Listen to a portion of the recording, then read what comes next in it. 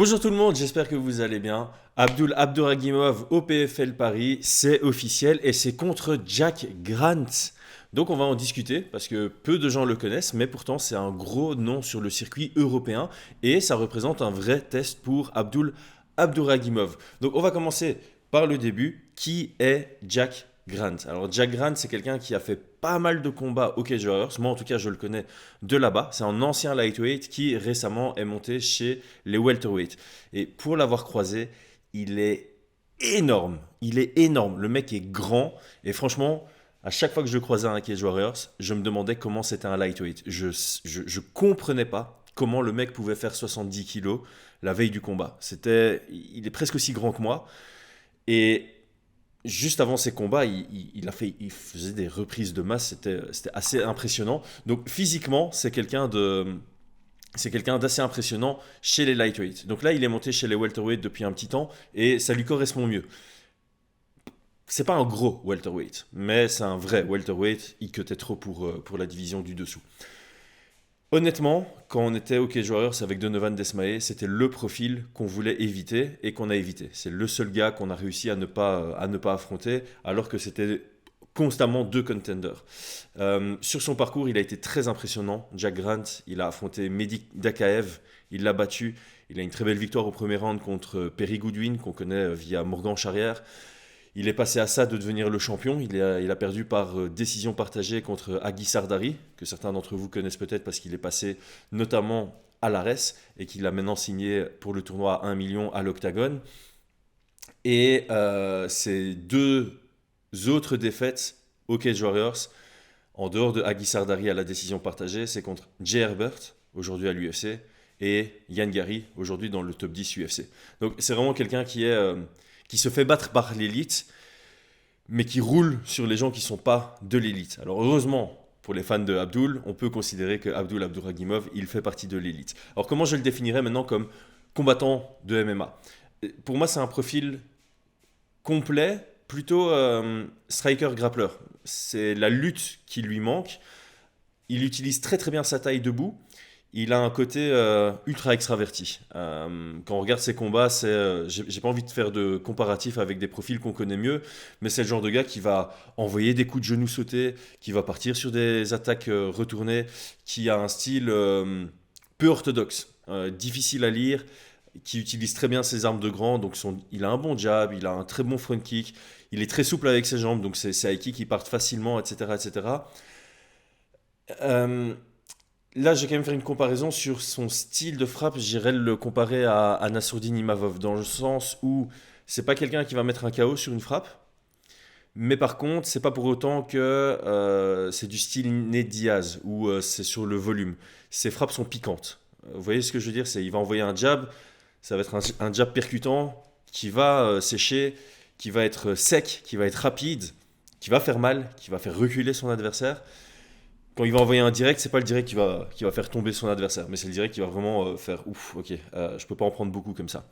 Donc il a ce style-là, il a une bonne anglaise, comme je dis, un assez bon jeu de jambes. Le problème, et ça c'est pour ça que je donne Abdul Abdouragimov favori dans ce combat, j'ai pas encore réellement réfléchi, parce qu'il faut que je revoie les combats de Jack Grant et d'Abdul pour être plus précis là-dessus. On fera évidemment une analyse sur la chaîne avec Brian et Aldric plus poussé, plus détaillé. Ici, c'est vraiment une vidéo de ressenti. Donc, le problème de ce genre de profil, on en parle souvent avec Brian, c'est quand tu te veux complet, au final, sans être insultant, tu deviens moyen partout. En fait, la réalité, c'est que quand tu veux être un combattant complet, tu es bon partout, mais comme tu es bon partout et que tu fais face à des gens qui sont excellents dans un domaine, ben, excellent contre bon, ça te rend moyen. C'est comme ça qu'on l'entend. Donc, quand tu es complet, ta force dans un combat, c'est de souvent être capable de trouver un endroit où tu es meilleur que ton adversaire. Donc, quand tu es complet et que tu fais face à un grappleur, ben, généralement, tu es meilleur que lui dans le département du pied-point. Euh, et quand tu fais face à un autre combattant complet, bah, tu dois essayer juste d'être meilleur dans tous les aspects. Donc ça, c'est un peu l'approche des combattants qui travaillent sur tous les aspects.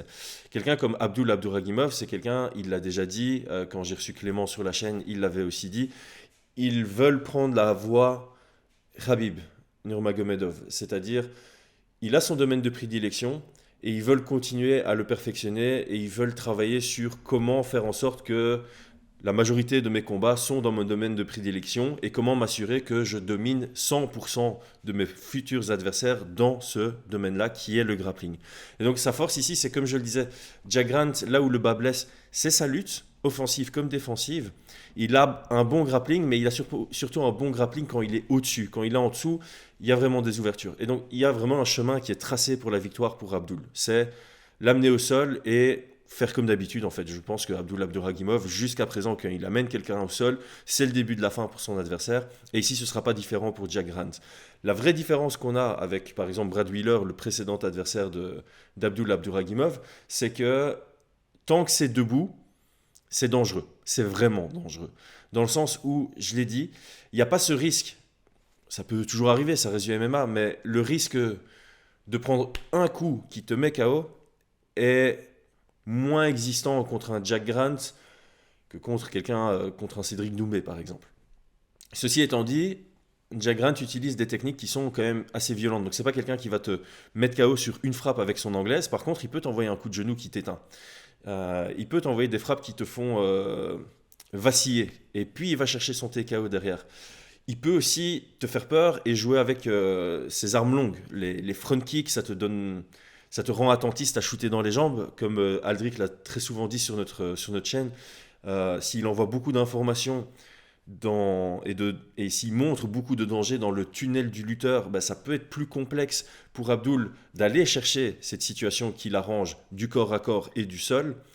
Et ça signifie que ça va rester plus longtemps debout, période pendant laquelle il y a un certain risque. Il s'est fait toucher par Brad Wheeler, s'il se fait toucher par Jack Grant, ce sera plus dangereux. Donc Brad Wheeler, je pense que quand on avait fait notre analyse, je ne suis pas allé vérifier, mais je crois qu'on avait dit que c'était un 90-10 à l'avantage de Abdul. Ici, on en est loin. On n'est pas du tout dans ce genre de configuration. On se rapproche. Je n'ai pas donné de chiffres parce que, comme je le disais, j'ai besoin d'analyser. Mais voilà, avec Brian, on a vite fait parler hier. On se situait plutôt autour de 65-35. Donc, on commence vraiment à aller vers des vrais tests pour Abdul. Et ce qu'on veut dans une progression, c'est répondre à un maximum de questions. Quel est le potentiel, quel est le plafond d'Abdul? Et là, clairement, c'est encore une fois le genre de profil, comme ce sera le cas pour la plupart des futurs adversaires d'Abdul, c'est il ne faut pas que tu restes trop longtemps debout.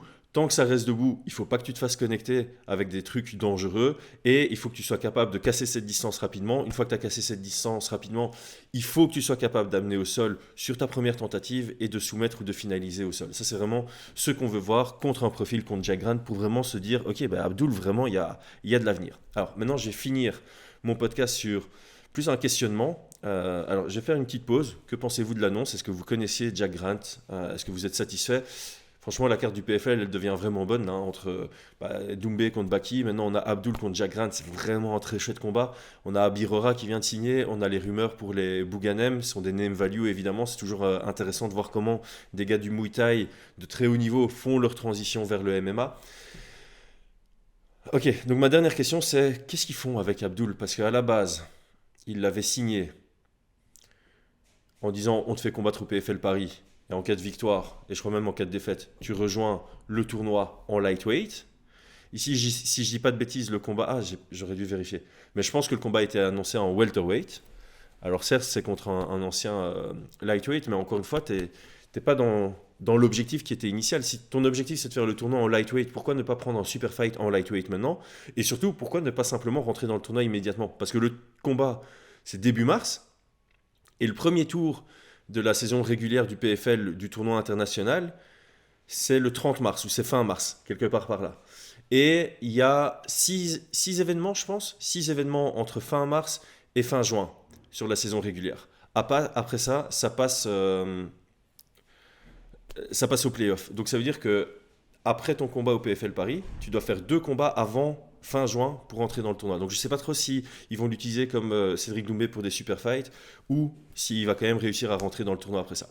Merci à tous, c'était Chris, abonnez-vous, à très vite.